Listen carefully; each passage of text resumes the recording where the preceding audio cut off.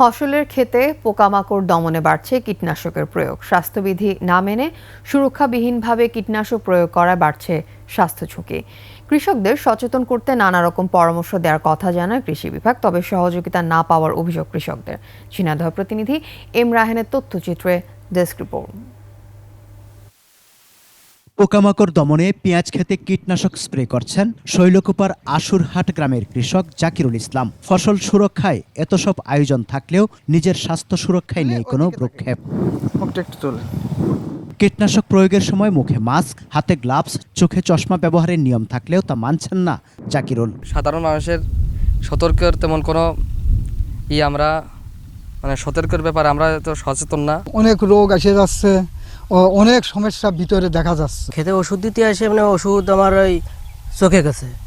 চোখে দেওয়ার পরে আমি চোখ দিয়ে চোখটা লাল হয়ে গেছে, কিন্তু দেখতে ঝাপসা। এতে আমার অনেক টাকা খরচ হয়ে গেছে।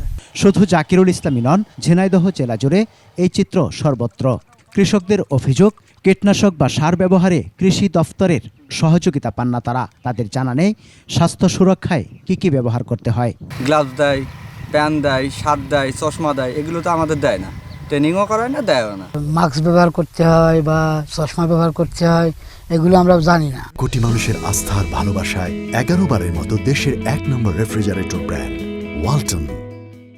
স্বাস্থ্য সুরক্ষায় চাষিদের বিভিন্ন সময় পরামর্শ দেওয়ার কথা জানায় কৃষি বিভাগ। প্রকল্পে কৃষক মাঠ স্কুল হয়, 10টা সেশন, 14টা সেশন, এরকম।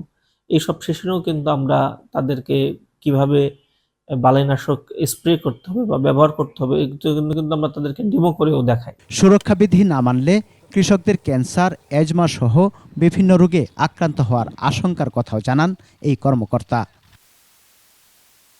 সমর ইসলাম, ডেস্ক রিপোর্ট, 21 টেলিভিশন।